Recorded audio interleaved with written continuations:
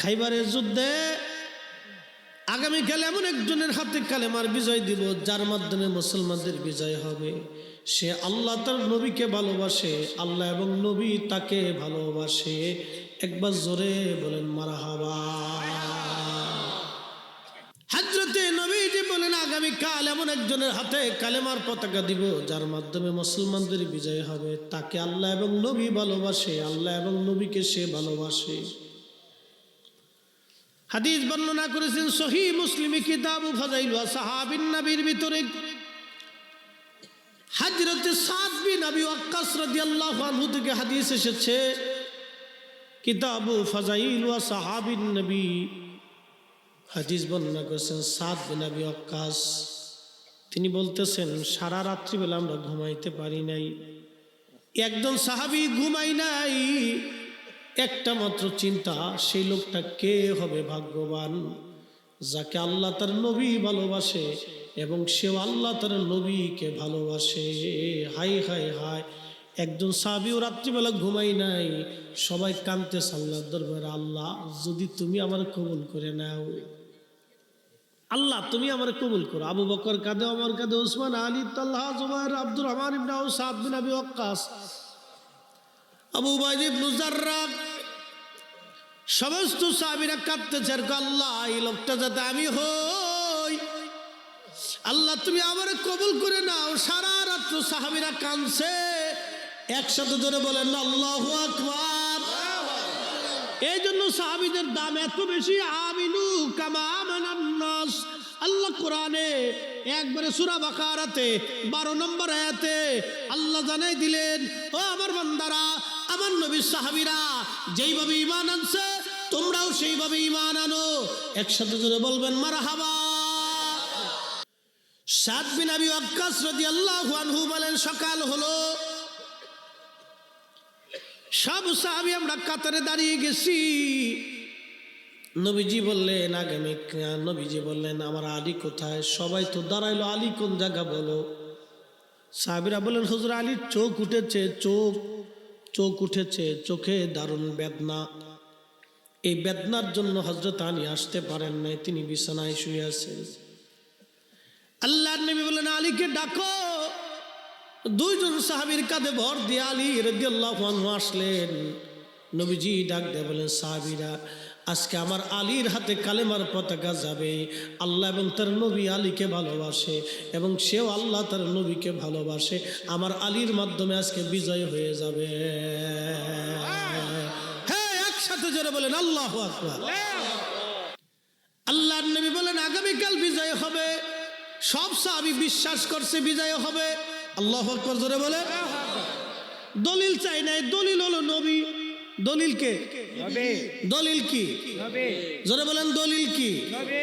না অন্য কোন দলিল চাইছে যা ইয়া রাসূলুল্লাহ আপনি কইলেন আমরা মানব না, আল্লাহ কইতে হইব বলছে? সব সাহাবী বিশ্বাস করছে নবী বলছে এটাই ঠিক, নবী বলছে এটাই ঠিক, নবী বলছে এটাই ঠিক। সাহাবীরা নতুন করে কোনো দলিল তালাশ করে নাই। আমার দেশে অনেক মুসলমান বলি ইয়া নবী সালাম আলাইকা বলে দাঁড়াইতে হবে, দলিল কি? আপনি জবাব দিবেন আরে নবী মহা ইজ্জতওয়ালা, আল্লাহর পরে যার ইজ্জত, আল্লাহর পরেই যার সম্মান, ওই নবীকে তাজিম করার জন্য দলিলের দরকার নাই, নবী নিজেই দলিল। কথা বলেন ঠিক কিনা? নবীর উম্মত আল্লাহর নবী ডাক দিয়ে বললেন আলী তুমি আজকে ঝান্ডা ধরবে। হযরত আলী রাদিয়াল্লাহু আনহু বলেন ইয়া রাসূলুল্লাহ আমার চোখ উঠেছে, কি করে সম্ভব হবে?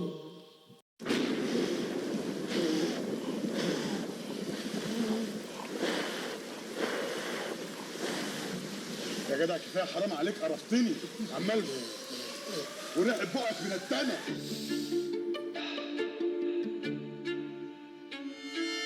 خليكوا حنينين علينا بقى، ها؟ كعب جزمتي داب من كتر لف في المحاكم. هو الجو برد ولا ايه؟ ايه البرد ده؟ بجد حاجة غريبة فشخ. فشخ ده الفاظ دي. تامر الجمال. الحملات بتاعتي كانت فشلت ولا حاجة. السلام عليكم. ده ايه الورق المبلول ده؟ دي اداة غسيل اموال ولا ايه؟ يا نهار اسود. طب رعاك أعلنت مديرية أمن القاهرة ثانية بتحبس هنا؟ ضحايا لثلاث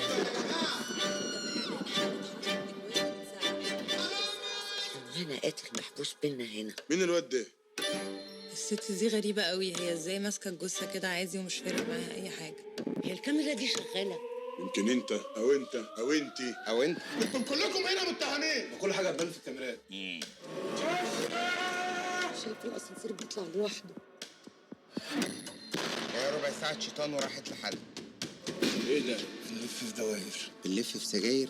انا عريس. عارفه بقى مين اللي ورا كل ده؟ نداها.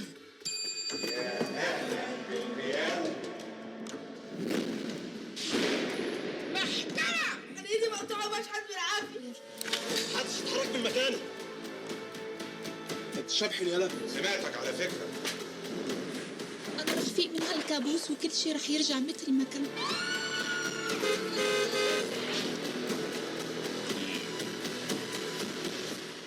يلا ننزل نكتشف بلوه جديده. أنت لسه هنا؟ شغل على يانجو بلاي. He's got the highway in his blood. He was born to run, born to run. Red Bull gives you wings. আমি তো খুব ক্লান্ত হুজুর, আমি অসুস্থ। আল্লাহর নবী ডাক দিলেন, আলী আমার কাছে আসো। হযরত আলী যখন কাছে আসছে, নবীজি থুতু মোবারক আলীর চোখের মধ্যে নবীজি লাগাই দিলেন। লাগাই দিতে দেরি হয়েছে, চোখ দুইটা ভালো হইতে দেরি হয় না। চিৎকার করে বলেন আল্লাহু আকবার। মনোযোগ দিয়েন মুসলমান। আল্লাহর নবীজি দেখে বললেন, আলী তুমি যাও ঝান্ডা নিয়ে। হযরত আলী রাদিয়াল্লাহু আনহু ঝান্ডা নিয়ে আগে গেলেন, আক্রমণ করলেন দুর্গ। হায় হায়, হযরত আলী রাদিয়াল্লাহু আনহু দেরি করলেন না। দুর্গের একটা দরওয়াজা ছিল, 600 মণ ওজনের লোহার দরওয়াজা। 600 মণ ওজনের লোহার একটা দরওয়াজা। এটা একবারে পাহাড়ের সাথে পাথরের সাথে ফিট করে লাগানো ছিল।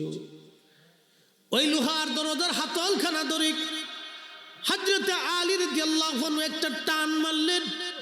একটা টান মেরে বিসমিল্লাহি আল্লাহু আকবার বলে মাথায় কয়েকটা ঘুল্লা দিয়ে কামজ দুর্গের মধ্যে তিনি ফেলে দিলেন। ওই বড় লোহার গেটের নিচে যারা পড়লো তারা মারা গেল।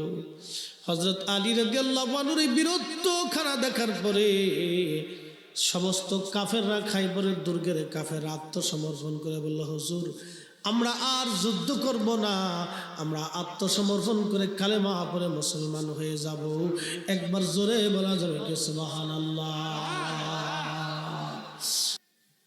হযরত ফাতেমা রাদিয়াল্লাহু আনহা ঘরের মধ্যে যাইয়া দরজার মধ্যে টুকা লাগাইলেন। নবীজি ডাক দিয়ে বলেন, উম্মে ঈমান দরজাটা খুলে দেন। এই দরজার আওয়াজে বোঝা যায় এই আওয়াজটা আমার ফাতেমার হাতের আওয়াজ। একবার জোরে বলেন মারহাবা।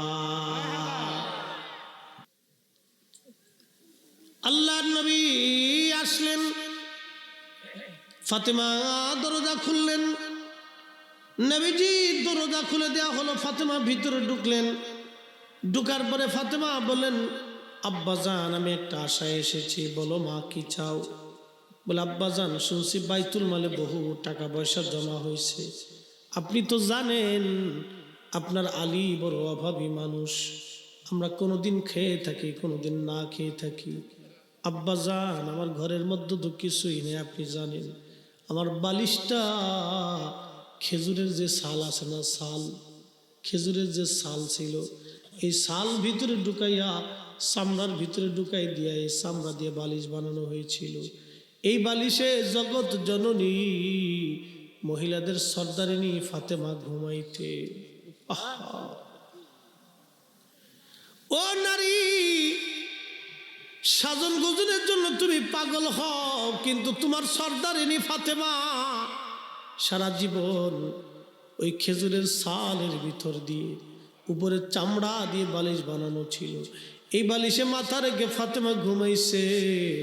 ও নারী রে, তুমি তো সৌন্দর্যের জন্য পাগল হও, এটা লাগবে সেটা লাগবে, কিন্তু সেই দিন ফাতেমার কিছুই লাগে নাই, একটা মাত্র কম্বল ছিল।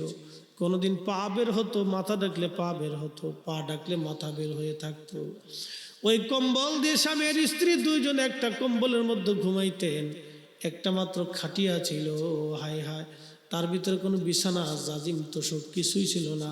খেজুরের মাদুর বিছাই দিয়ে ওইভাবে দুইজন ঘুমাইতেন। রাতের পর রাত পিঠের মধ্যে দাগ পড়ে যাইত, ব্যথা হয়ে যাইত।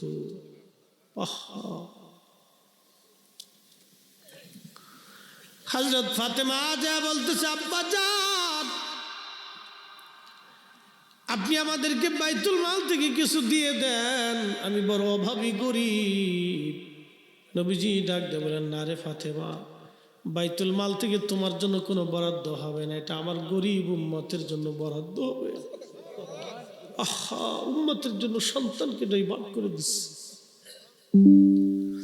আমার গরিব উম্মত আছে রে ফাতেমা, গরিব উম্মত, গরিব উম্মত, উম্মত গরিব। আমি গরিব উম্মতকে দিব রে ফাতেমা, তুমি পাবে না।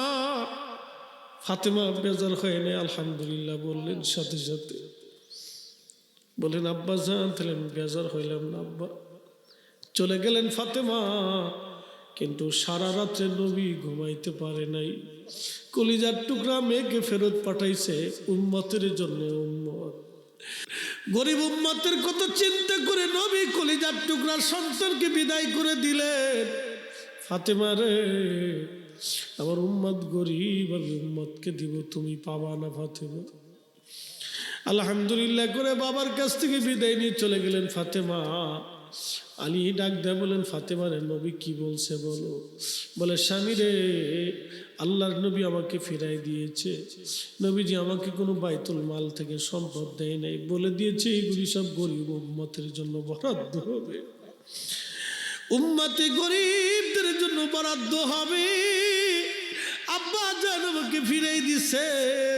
হযরত আলী নিজেও আলহামদুলিল্লাহ বললেন, মনটা বেজার করলেন না, বেজার হলেন না।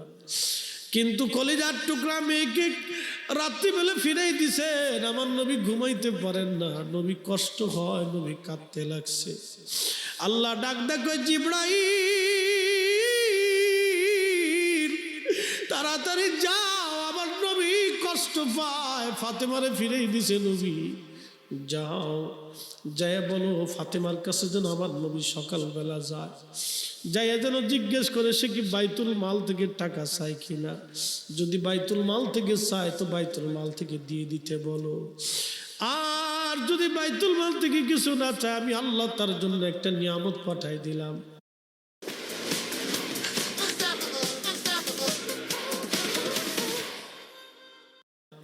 যায়া বলবে, প্রত্যেক দিন রাত্রিবেলা ঘুমানোর আগে এশার নামাজের পরে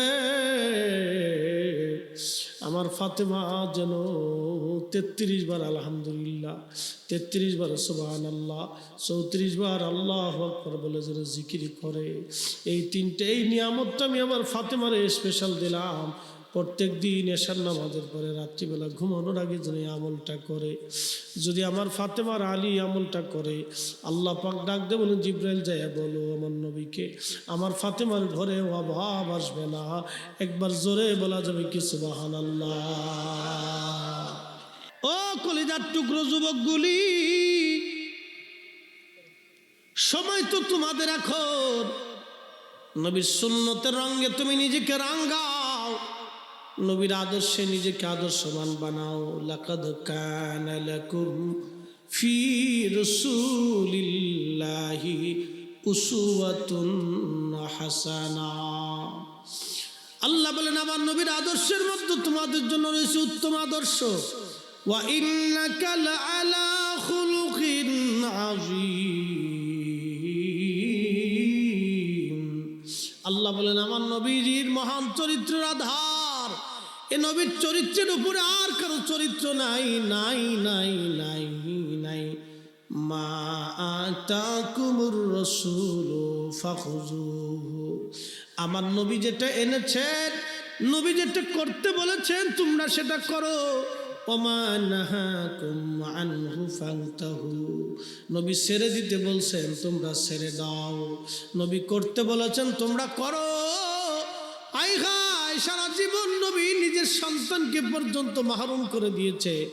দেখেন হযরত ফাতেমা খাটের উপরে ঘুমাইতেন, এটা মাদুর বিছানো ছিল, খেজুরের পাতার মাদুর। আহা, সারা রাত কাটাই দিতেন। একটা মাত্র কম্বল ছিল হযরত ফাতেমার, আর বালিশ ছিল ওই খেজুরের ছাল ঢুকাই দিয়ে বালিশ বানানো হয়েছিল। ফজরের নামাজ পড়ে আল্লাহর নবী ফাতেমার বাড়ি চলে গেলেন। নবীজি নক করার সঙ্গে সঙ্গে ফাতেমা দরজা খুলে দেখে বাবার সামনে। আব্বাজান ভিতরে আসেন, ফাতেমা ভিতরে নিয়ে গেলেন। কোথায় বসতে দিবেন নবীকে, সেই খাটের উপরে বসাইলেন, চৌকির উপরে বসাইলেন নবীজিকে। ফাতেমাকে এই অবস্থা দেখে নবী কাঁদে।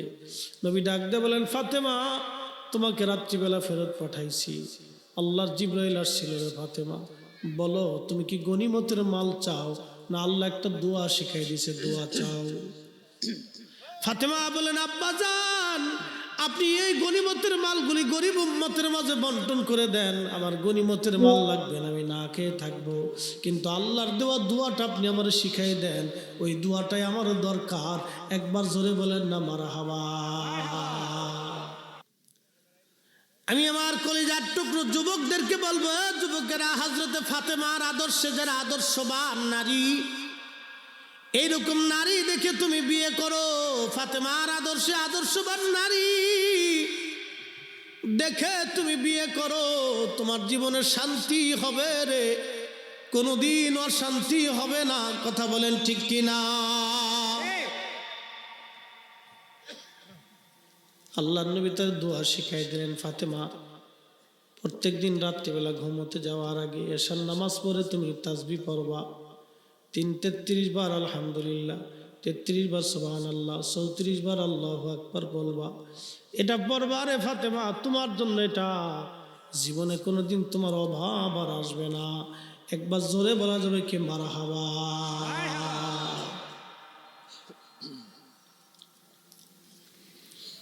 অনেক লম্বা করে ফেলছি, ও মুসলমান চলে যাই।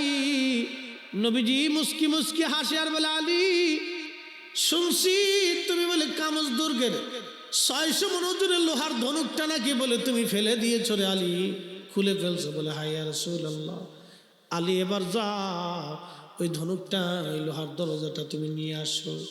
হযরত আলী চলে গেলেন, লোহার ধনুকের পার্শ্বকোণার ধরে উঁচা করতে গেলেন, টান দিলেন, নড়াচড়া করে না। শরীরের সমস্ত শক্তি দিয়ে হযরত আলী যখন টান দিলেন, প্রত্যেকটা লোমকূপের নিচ থেকে ঘাম বের হয়ে আসলো, কিন্তু লোহার দরজার উঠাইতে পারে না। আল্লাহ নবীর দরবারে এসে বললেন, হুজুর চেষ্টা করছি, এটা লড়াইতেই পারি না। আল্লাহ নবী মুস্কি হাসি দিয়ে বললেন, আলী রে, এই শক্তি তোমার ছিল না, এই শক্তি আল্লাহর পক্ষ থেকে গায়বী মদদ এসেছিল। একবার জোরে বলা যাবে কি সুবহানাল্লাহ। হযরতে হারুন রশিদ খলিফাতুল মুসলিমিন, আব্বাসী বংশের সবচেয়ে শ্রেষ্ঠ খলিফা ছিলেন। ওনার দেশে একটা পাগল ছিল মজ্জুব। এই মজ্জুব পাগলটা সবসময় গোরস্থানেই কাটাইতো। একদিন ওই পথ দিয়ে যাওয়ার সময় মজ্জুব বাহালুল পাগলা গাছের মাথায় উঠে গেছে। খলিফারে দেখে খলিফা ডাক দেখায়, রে মজ্জুব বাহালুল, তুই তো আসলেই পাগল রে বাহালুল। মানুষ বলে তুই বলে পাগল, তুই শুধু গাছের মধ্যে থাকিস আর গোরস্থানে থাকিস, কারণ কি রে বাহালুল? বাহলুল ডাক দেখায় খলিফা, আমি পাগল না আপনি পাগল? খলিফা কয়, না রে বাহালুল, তুই পাগল না হলে কি আর কেউ গোরস্থানে থাকে রে Bahalul?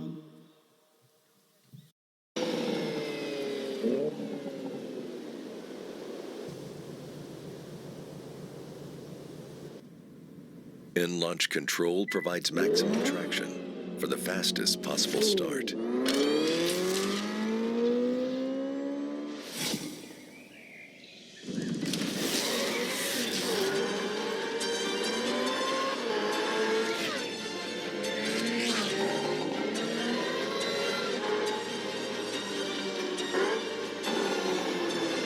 Explore new ways to sharpen the corner entry with end pedal. You can customize the power to the front and rear wheels.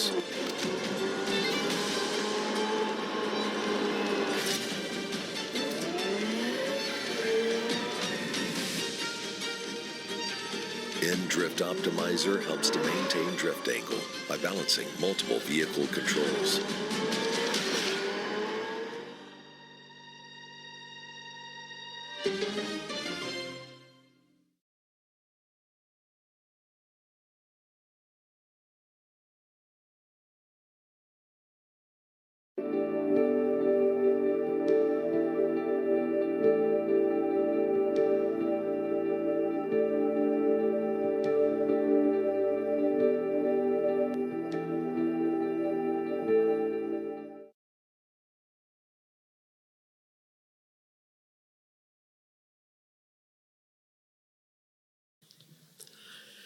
Bahlul ডাক দে বলল, খলিফা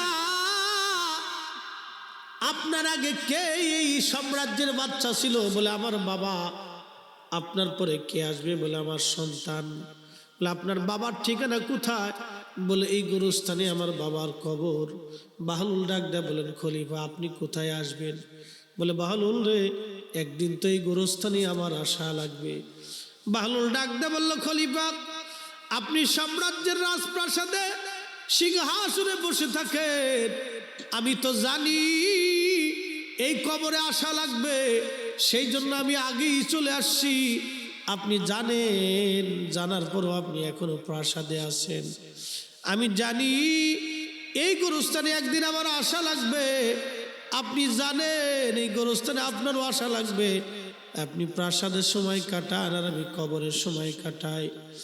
আপনি প্রাসাদে ঘুমান আর আমি গোরস্থানে ঘুমাই। আপনি তো এইখানেই আসবেন। ও বাচ্চা, আপনার এই প্রাসাদ ক্ষণস্থায়ী, কিন্তু এই কবরটা এক সময় কিয়ামত পর্যন্ত চলতে থাকবে বাচ্চা। এই আপনার বাচ্চাই কয়েক বছরের জন্য, কিন্তু এই কবর হবে কিয়ামত পর্যন্ত।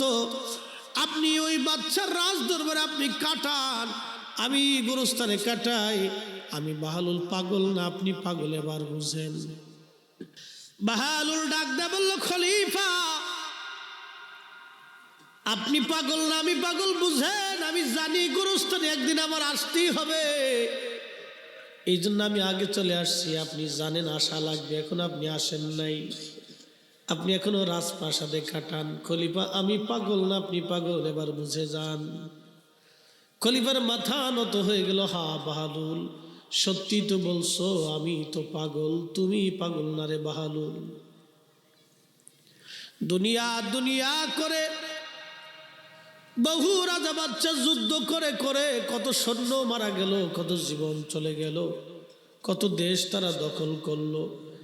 আহা, তাদের দেশও আজও নাই, সাম্রাজ্যও নাই, কিন্তু আমার মালিক আমার আল্লাহর সাম্রাজ্য আগেও ছিল, এখনো আছে, আগামীতেও চলবে। কথা বলেন ঠিক না বেঠে? মুসলমান খুব মনোযোগ দিয়া শুনেন।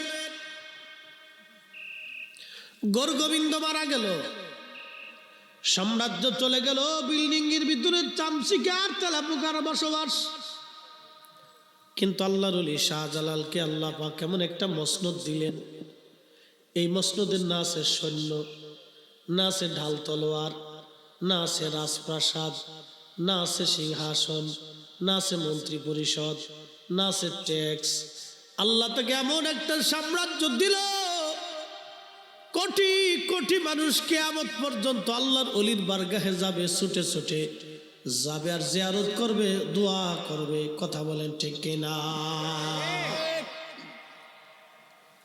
গৌরগোবিন্দর সাম্রাজ্য আজ নাই, কিন্তু আল্লাহর ওলির সাম্রাজ্য আছে। কি কথা বলেন, আছে না? আছে। আচ্ছা বলেন, বাংলাদেশের কোন হুজুর, কোন বক্তা, কোন ব্যক্তি যদি শাহজালালকে গালি দেয়, আচ্ছা বাংলাদেশের কোন মুসলমান তারে ছেড়ে দিবে? ও নবীর উম্মত, এই জন্য আল্লাহ কোরআনে বলেন, ওয়ালিল্লাহিল ইজ্জাতু ওয়ালিরুসুলিহি ওয়ালিল মুমিনিনা ওয়ালাকিন্নাল মুনাফিকিনা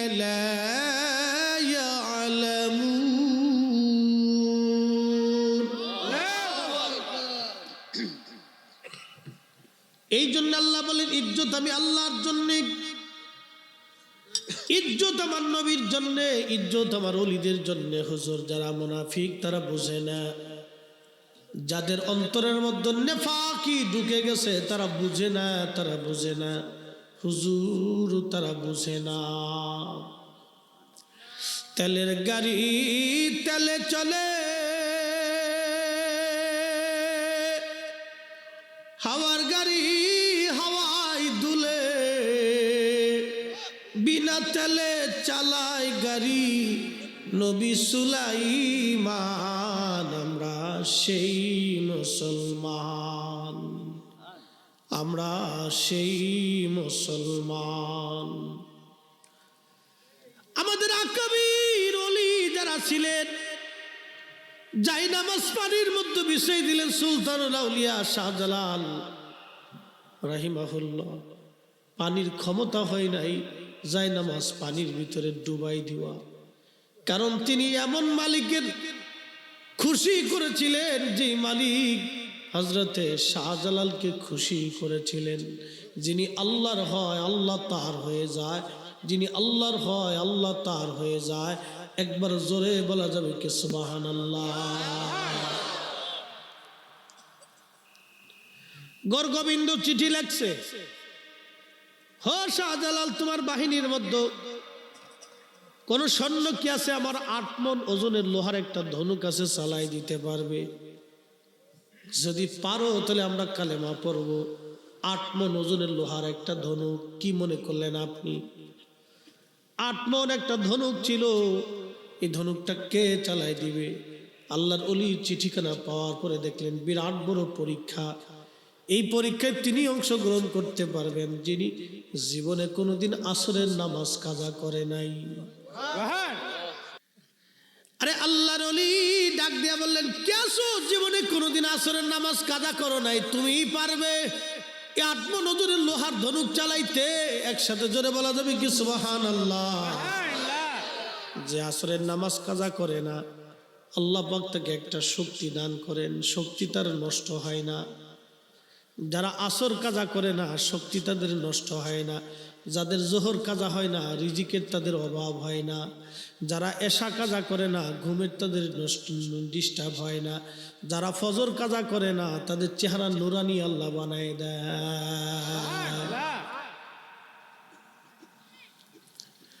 আসরের নামাজ যে কাজা করো নাই, বলো কে আসো জীবনে আসরের নামাজ কাজা করো না? একজন হাত বাড়াইলেন, হুজুর আমি আসি, জীবনে কোনোদিন আসরের নামাজ কাজা করি নাই। কে? আপনাদের হবিগঞ্জের সোনার ঘাটে ঘুমিয়ে আছেন, তিনার নাম হযরতে সিফা সালাত নাসিরউদ্দিন রহমাতুল্লাহ আলাইহি। বললেন, হুজুর আমি আসি, জীবনে কোনোদিন আসরের নামাজ কাজা করি নাই। আমার দেশে বহু পীর আছে, নামাজই পড়ে না। মনে কিছু নিয়েন না বাবারে। সিফা সালাত নাসিরউদ্দিন শাহ রাহিমাহুল্লাহ হাত বাড়া বললেন, হুজুর জীবনে কোনোদিন আসরের নামাজ আমি কাজা করি নাই। আল্লাহর ওলি ডাক দিয়ে বলেন, বাবা বলো, ভুল হয়ে গেলে কিন্তু সর্বনাশ হয়ে যাবে। কারণ 8 মণ ওজনের লোহার ধনুক ওই ব্যক্তি চালাইতে পারবে যার জীবনে কোনোদিন আসরের নামাজ কাজা হয় নাই। হাই হাই হাই, তারাও মুসলমান আমরাও মুসলমান, তারাও মুসলমান আমরাও মুসলমান, তারাও মুসলমান আমরাও মুসলমান। আল্লাহর ওলি বললেন, সিফা সালাত নাসিরউদ্দিন বুঝে বলো। সিফা সালাত বলেন, হ্যাঁ হুজুর, আমার যেদিন থেকে বুঝ এসেছে, আমি বালেগ হয়েছি, সেদিন থেকে আমার কোনোদিন আসরের নামাজ আমার কাজা হয় নাই। আসতে বললেন কেন? জোরে বলেন। আরে আল্লাহ যারা ওলি বানায় তারা এমনি বানায়। কি কথা বলেন, ঠিক কিনা? যেদিন থেকে বুঝ এসেছে, বালেগ হয়েছে।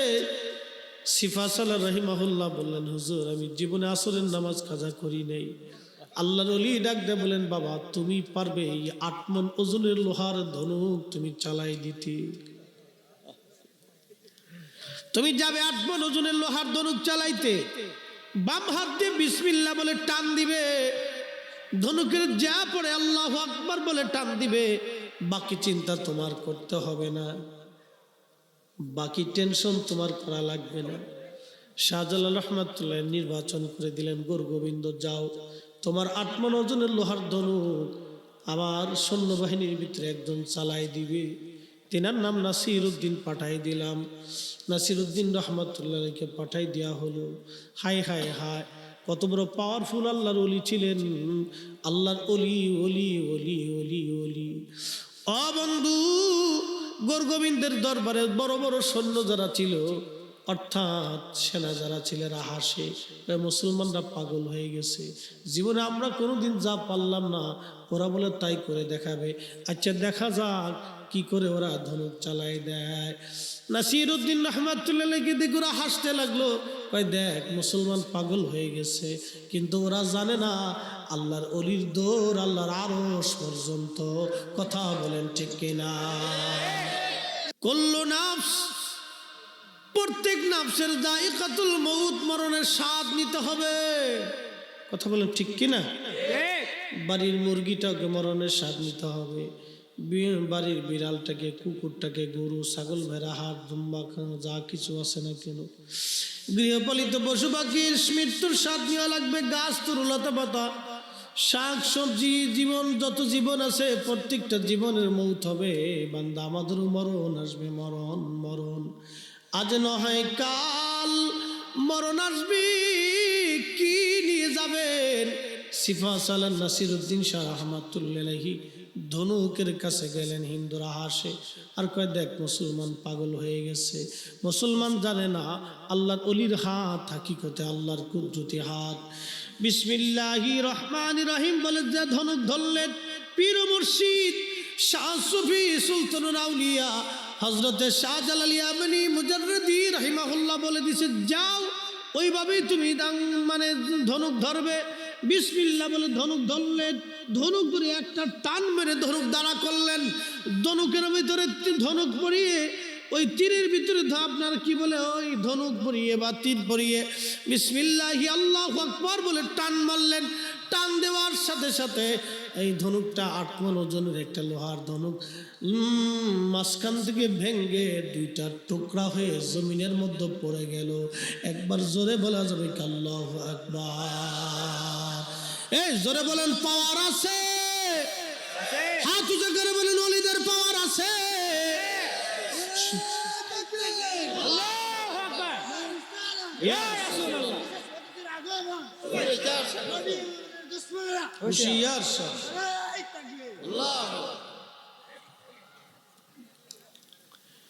শুধু পাওয়ার নাই রে, ইন্তেকালের পরেও সিফা সালান নাসির উদ্দিন রহমাতুল্লাহ আলাইহি ওনার মাজার শরীফকে পূর্ব পশ্চিম বানায় ফেলছে। এই কথা বলেন, কথা বলেন। তার মানে বোঝা গেল অলি জমিনের উপরে, অলি জমিনের নিচে, হীরার টুকরা জমিনের উপরে, হেরার টুকরা ভিতরে।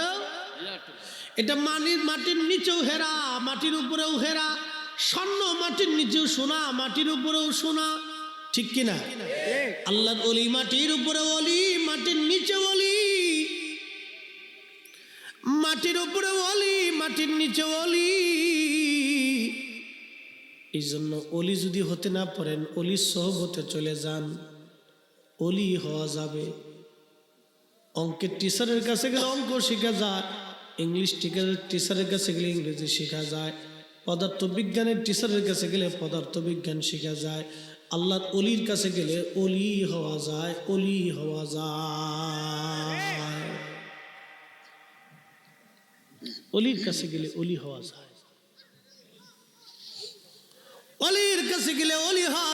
অলি বহু অলি আছে, মরণের পরে 500 বছর পরেও তার মাটি পচে নাই, মাটি দেহ পচে নাই। ঠিক কিনা বলেন? অলি হইতে হইলে আহলে সুন্নাত ওয়াল জামাতের আকীদা ছাড়া আজ পর্যন্ত কেউ অলি হতে পারে নাই। ঠিক কিনা বলে? আহলে সুন্নাত ওয়াল জামাত ছাড়া কেউ অলি হয় নাই, অলি হয় নাই, অলি হয় নাই। আকাইদে আহলে সুন্নাত ওয়াল জামাত ছাড়া কেউ অলি হতে পারবে না। এই জন্য নাজাতের একটা দল, সেই দলের নাম আহলে সুন্নাত ওয়াল জামাত।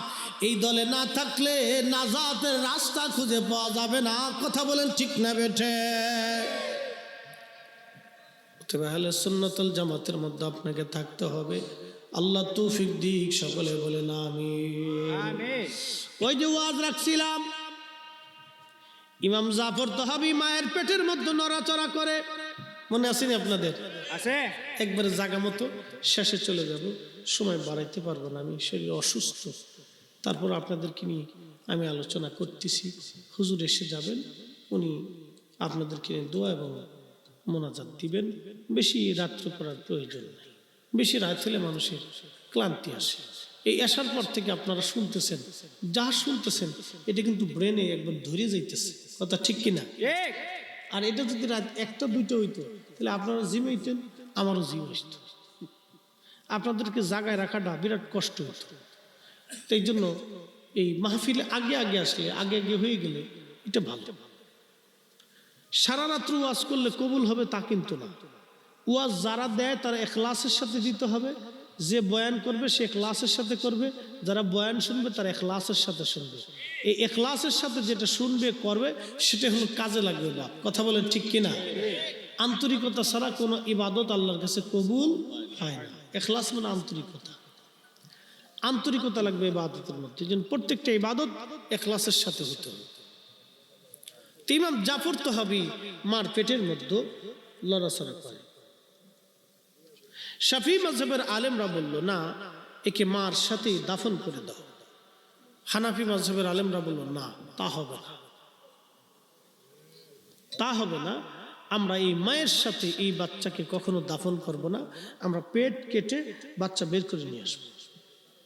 তো শাফি হানাফি দুই আলেমদের মধ্যে তর্ক বিতর্ক লেগে গেল। বহাসে তর্কে হানাফি আলেমরা জিতে গেল দলিলের ক্ষেত্রে। একসাথে বলা যাবে মারহাবা। মায়ের পেট কাটা হলো, মায়ের পেট কেটে ইমাম জাফর তাহাবিকে মায়ের পেটের ভিতর থেকে বের করে নিয়ে আসা হলো। একসাথে জোরে বলা যাবে কি মারহাবা। তুখরিজুল হাইয়া মিনাল মাইত, মরা থেকে জিন্দা বের করি। মালিকের নাম কি? জোরে বলেন কি? হায়াতের মালিক, ইজ্জতের মালিক, রিজিকের মালিক। খাবার দেয় কে? 2 কেজি ধান ছিটাইলে 25 মণ ধান দেয় কে? একটা মাছের ডিমের কোষ থেকে হাজার হাজার মাছ দেয় কে? একটা গাছের ফল থেকে মনে মনে ফল দেয় কে? আরে শস্য শ্যামলের ভিতরে শস্য শ্যামল দেয় কে? হাজার রঙের শাক সবজি ফলমূল দেয় কে?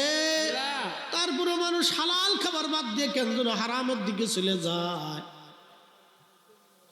অনেকে আছে দুধ বেচে বিড়ি খায়, আবার অনেকে বিড়ি বেচে দুধ খায়। কি কথা কান নাকি? অনেকে বিড়ি বেচে দুধ খায়, অনেকে দুধ বেচে বিড়ি। কি পাগল দেশে হয়েছে, কত পাগল। আহা, উম্মত দাবি করছে, বলে মোহাম্মদের উম্মত, আখিরি নবীর উম্মত বলে। একটারে জিজ্ঞেস করছি বিড়ি কয়টা লাগে? প্রত্যেক দিন 60টা লাগে। আমি বললাম আপনি কি মানুষ না জিন? 60টা বিড়ি কোন সময় খান আপনি? একজন ব্যক্তি যদি 60টা বিড়ি প্রত্যেক দিন টানে তাহলে 1.5 ঘন্টা শুধু বিড়ির পিছনে চলে যায়। কি কথা ঠিক না? 1.5 ঘন্টা তার বিড়ির পিছনে চলে যায়। চিন্তা করে, একজন নবীর উম্মত মুসলমানের যদি 1.5 ঘন্টা বিড়ির পিছনে সময় চলে যায়, হাই হাই হাই হাই, সে আল্লাহ জিকির করলো কখন, ইবাদত করলো কখন, নামাজ পড়লো কখন, রব্বে করিমের দরবার হাজিরা দিল কখন, মাহফিলে বসলো কখন, সে কি করলো জীবনে? তার জীবনটা 16 আনাই মিথ্যা হয়ে গেল। আহা, 16 আনাটাই মিথ্যা হয়ে গেল। জীবনের 16 আনাই মিথ্যা হয়ে গেল। এই জন্য আপনাদেরকে বলবো, রব্বে করিমের উপরে আপনাদেরকে পরিপূর্ণ ইয়াকিন থাকতে হবে। তাহলে আমাদের জন্য রিজিক বরাদ্দ করছে কে? আল্লাহ। হালাল না হারাম? জোরে বলেন, হালাল না হারাম?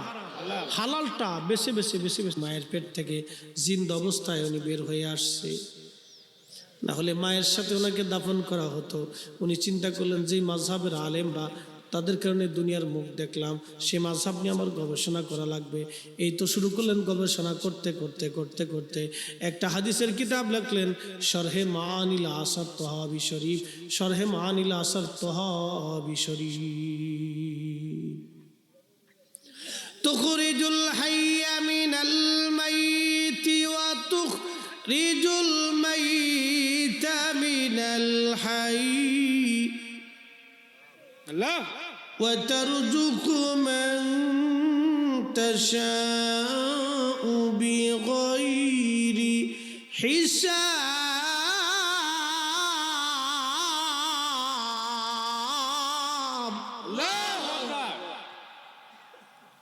পৃথিবীতে কত মানুষ আছে খাবার খাইয়া হজম করার জন্য ওষুধ খায়, আবার দুনিয়াতে বহু মানুষ আছে 2 মুঠো খাবারের জন্য দিক বিদিক শূন্য হয়ে ঘোরাফেরা করে। এই জন্য আল্লাহ কোরআনে বলছেন, ওয়া আম্মাস সাইলা ফালা তানহার। ও আমার হাবিব, আপনি যেন কখনো সায়েলকে, ভিখারিকে, ভিক্ষুককে আপনি ধমক না দেন। আমার দেশের বহু মানুষ গরিব মানুষকে ধমক দেয়, ভিখারিকে ধমক দেয় না। আল্লাহ কোরআনে বলছেন, ও আম্মাস সাইলা ফালা তানহার, ভিখারিকে ধমক দিও না। কারণ কি জানেন? এই ভিখারি 2টা টাকার জন্য আপনার কাছে হাত পেতে বিনয়ের সাথে, বাবা গরিব মানুষ আমাকে কিছু দে, আপনার কাছে সারেন্ডার করছে। আল্লাহ তাকে আপনার দিকে রুজু করে দিছে, মুখাফিকি করে দিছে। আপনি 2 টাকা দেন। একজন ভিখারি প্রত্যেক দিন 500 টাকা রুজি করতে হলে 2 টাকা করে যদি ভিক্ষা দেয়, তাহলে 250 লোকে ভিক্ষা দিতে হবে তাকে। 500 টাকা রুজি করতে হলে সে 250 লোকের কাছ থেকে ভিক্ষা দিবে। 250 লোকে তাকে ভিক্ষা দিবে না। এই 250 লোকের কাছে ভিক্ষা নিতে হলে তাকে অন্তত আরো 250 লোকের কাছে ভিক্ষা চাইতে হবে। অর্থাৎ 500 মানুষের কাছে দ্বারস্থ হয়, বাবা আমার আল্লাহর রাস্তায় কিছু দেন, বাবা আমার আল্লাহর রাস্তায় কিছু দেন। এই জন্য আল্লাহ বলছেন, ওয়া আম্মাস সাইলা ফালা তানহার। হাবিব, উম্মতকে বলে দিন তারা যেন সাইলকে ধমক না দেয়, ভিখারিকে কষ্ট না দেয়, ধমক না দেয়। যদি দিতে না পারেন তাহলে বিনয়ের সাথে আপনি তাকে নিষেধ করে দিয়ে সম্মানের সাথে পাঠিয়ে দিবেন। কারণ বান্দাকে সাইল বানাইতে আল্লাহর কয়দিন লাগে? হ্যাঁ, 1 সেকেন্ডও লাগবে না। বান্দাকে সাইল বানাইতে, ভিখারি বানাইতে আল্লাহর 1 সেকেন্ড লাগবে না। খুব মনোযোগ দিয়ে। মাথার ভিতরে রগ আছে, রগ কোটি কোটি রগ আছে, কোটি কোটি। মস্তিষ্কের ভিতরে কোটি কোটি রগ। এই রগ সূচের মতো চিকন। এই রগগুলি ভিতর দিয়ে রক্ত পাঞ্চ হতে থাকে, রক্ত সঞ্চালন হতে থাকে, সার্কুলেশন চলে। এই ব্লাড সার্কুলেশন রগের ভিতর দিয়ে চলতে থাকে। মিনিটে হাজার হাজার লক্ষ লক্ষ বার রক্ত চলতেছে। আচ্ছা বলেন তো, এই অদৃশ্য থেকে রক্ত চালায় কে? আল্লাহ। একসাথে একসাথে আল্লাহ। একসাথে যেন বলেন, কে? কুলিল্লাহুম্মা মালিকাল মুলকি তুতিল মুলকা মান তাশা।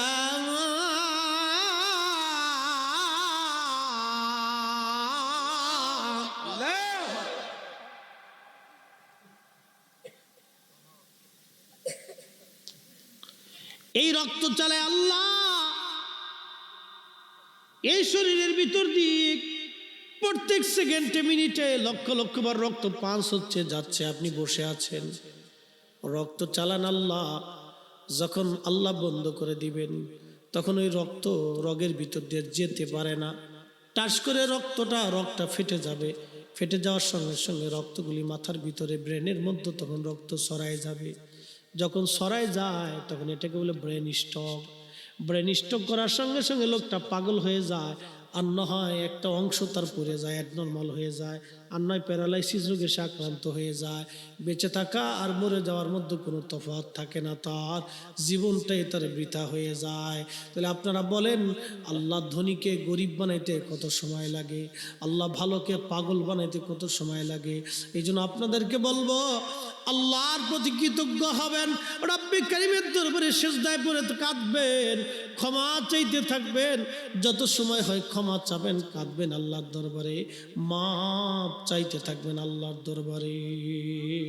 আল্লাহ আল্লাহ আল্লাহ আল্লাহ আল্লাহ আল্লাহ মহাশক্তিওয়ালা, ক্ষমতাওয়ালা। পাগল বানাইতে আল্লাহর 1 সেকেন্ড সময় লাগবে না। আপনাকে অর্ধাঙ্গী পক্ষঘাত রোগে আপনাকে আক্রান্ত করে দিতে আল্লাহর সময় লাগবে না। আপনাকে ল্যাংড়া বোবা বানাইতে আল্লাহর সময় লাগবে না। চোখ আছে আলো নিয়ে চলে যেতে আল্লাহর সময় লাগবে না। অতএব হে মানুষ, আপনাকে বলছি, এই কবর আপনাকে গ্রহণ করবে, মাটির সাথে মিসমার করে দিবে। এই পৃথিবী আপনাকে রাখতে চাবে না, পৃথিবী আপনাকে বিদায় করে দিবে কবরে। দুনিয়া আপনাকে রাখবে না। দুনিয়াতে বহু মানুষ এসেছিল, দুনিয়া কাউকে রাখে নাই। দুনিয়া বড় কঠিন জায়গা, এটা আপনাকে কবরে নিক্ষেপ করবে। কবর আপনাকে মাটির সাথে মিশিয়ে দিবে, কিছুই আপনার থাকবে না। যেই জমির জন্য জমি জমি, বাড়ি বাড়ি, গাড়ি গাড়ি, সন্তান সন্তান করেছেন, ওই কবরে কিছুই সেই দিন কাজে লাগবে না। যা লাগবে ঈমান ও আমল, ঈমান ও আমল, ঈমান ও আমল, ঈমান ও আমল। এই দুইটা জিনিস ছাড়া যদি কবরে চলে যান, আপনার জীবনে মহা সর্বনাশ হবে, মহা সর্বনাশ হবে। কথা বলেন ঠিক কিনা? আপনার জীবনে মহা সর্বনাশ হয়েছে, অনেক বড় সর্বনাশ হয়েছে।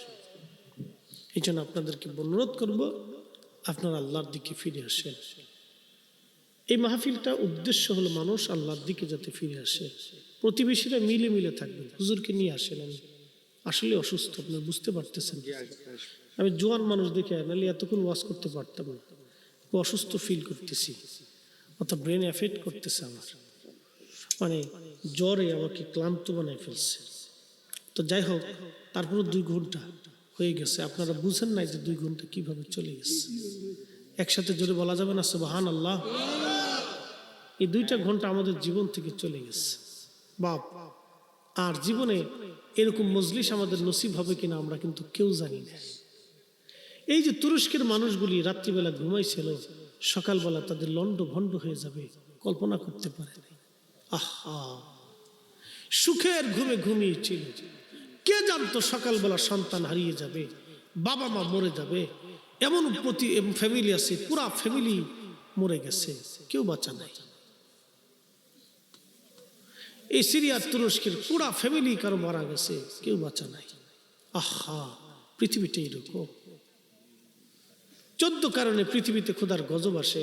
তার একটা কারণ বলে দিই যে ওয়াক্কা উম্মাহু, যখন মানুষ অধিক পরিমাণে মাতার সাথে নাফরমানি করবে, মায়ের সাথে দুর্ব্যবহার করবে, মার সাথে খারাপ আচরণ করবে, মাকে জুদা করে দিবে, মা থেকে জুদা হয়ে যাবে, মাকে পর মনে করবে, মা থেকে আলাদা হয়ে যাবে। আল্লাহ রসুল বলতেছেন উম্মাত, 14টা কারণে পৃথিবীতে ভূমিকম্প হবে, ভূমিধস আসবে, আকাশ থেকে পাথরের বৃষ্টি হবে, জমিনে লাল হাওয়া গরম হাওয়া প্রবাহিত হবে, বহু মানুষের উপর আল্লাহ পাক গজব আযাব মুসিবত চাপাই দিবে, মহামারী আসবে, সাইক্লোন টর্নেডো আসবে। 14টা কারণের একটা কারণ বললাম ওয়াক্কা উম্মাহু, মায়ের সাথে মানুষ খারাপ ব্যবহার করবে। আজ ঠিক তাই চলতেছে। সন্তান জুদা হয়ে যায়, সন্তান আলাদা হয়ে যায়, সন্তান বাবা মার খোঁজ নেয় না। বহু মা আসে আক্ষেপ করে আমার কাছে দোয়া চায়, হুজুর একটু দোয়া করেন, আমার ছেলেটা বিদেশ গেছে, আমার কথা শোনে না, আমার কাছে টাকা দেয় না, আমার কথা শোনে না, সে আজকে আমাকে ভুলে গেছে। বহু মানুষ এসে দোয়া চায়, হুজুর দোয়া করেন, ছেলেটা কথা শোনে না, ছেলেটা আমার দিকে তাকায় না, আমার থেকে জুদা হয়ে গেছে। এক মা তো কেঁদে কেঁদে হয়রান, হুজুর আমার একটা মাত্রই সন্তান আমার থেকে জুদা হয়ে গেছে, আমার থেকে আলাদা হয়ে গেছে, আজকে আমি নিরুপায় একা হয়ে গেছি, হুজুর দুনিয়ার থেকে বেঁচে থাকার চাইতে মরে যাওয়াই ভালো লাগতেছে আমার কাছে। বহু মা আছে আক্ষেপ করে, বহু বাবা আছে আক্ষেপ করে। এগুলি কিয়ামতের আলামত, কিয়ামতের আলামত। এগুলির কারণে আল্লাহর গজব আসে, ভূমিকম্প হয়, ভূমিধস হয়। এগুলি আল্লাহ পাক ঝাঁকুনি টাকুনি দিয়ে বান্দাকে সতর্ক করে, বান্দা দেখো আমি আল্লাহর ক্ষমতা, অপরিসীম ক্ষমতা। এতগুলি বিল্ডিং ভাঙতে রাশিয়ার হাজার হাজার মিসাইল ছোড়া লাগছে ইউক্রেনে, কিন্তু আল্লাহ পাক একটা ঝাঁকুনি দিয়ে তুরস্কের হাজার হাজার বিল্ডিং আল্লাহ পাক মিশাই দিলেন মাটির সাথে। আল্লাহুম্মা সাল্লি আলা সাইয়্যিদিনা মাওলানা মুহাম্মাদ ওয়া আলা আলি সাইয়্যিদিনা মাওলানা একটু জিকির লা ইলাহা ইল্লাল্লাহ ও লা ইলাহা ইল্লাল্লাহ আল্লাহ আল্লাহ আল্লাহ আল্লাহ আল্লাহ আল্লাহ আল্লাহ জবান খুলে আওয়াজ তুলে আল্লাহ আল্লাহ আল্লাহ আল্লাহ আল্লাহ আল্লাহ আল্লাহ আল্লাহ আল্লাহ আল্লাহ আল্লাহ পাক সুবহান কে পারে বুঝিতে তোমার শান আল্লাহ আল্লাহ আল্লাহ আল্লাহ আল্লাহ আল্লাহ জিন্দা কে মারিতে পারো জিন্দা কে মারিতে পারো মরার পারো দিতে জান তুমি মরার পারো দিতে জান কে পারে জিতে তোমার শান আল্লাহ আল্লাহ আল্লাহ আল্লাহ আল্লাহ আল্লাহ আল্লাহ আল্লাহ তোমার দস্ত রাসূলুল্লাহ আগে তারে বানাইয়া নূরের রূপে তৈয়ার করে রাখছো তারে লুকাইয়া তোমার দস্ত রাসূলুল্লাহ আগে তারে বানাইয়া নূরের রূপে তৈয়ার করে রাখছো তারে লুকাইয়া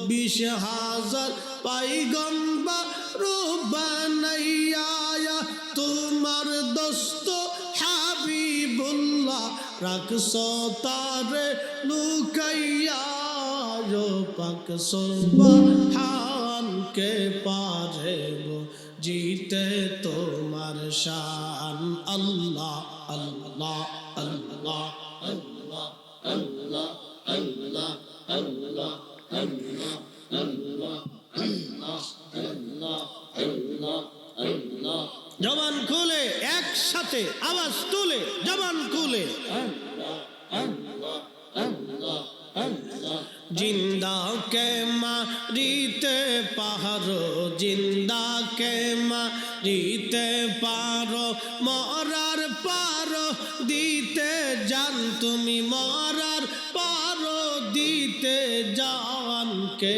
পারে জিতে তোমার শান আল্লাহ আল্লাহ আল্লাহ আল্লাহ আল্লাহ আল্লাহ আল্লাহ আল্লাহ আদম হাওয়া তৈয়ার করে জান্নাতে রাখিলা কোন কারণে আদম হাওয়া দুনিয়াতে ফেলিলা আদম হাওয়া তৈয়ার করে বেহেশতে রাখিলা কোন কারণে আদম হাওয়া দুনিয়াতে ফেলিলা পাক সুবহান কে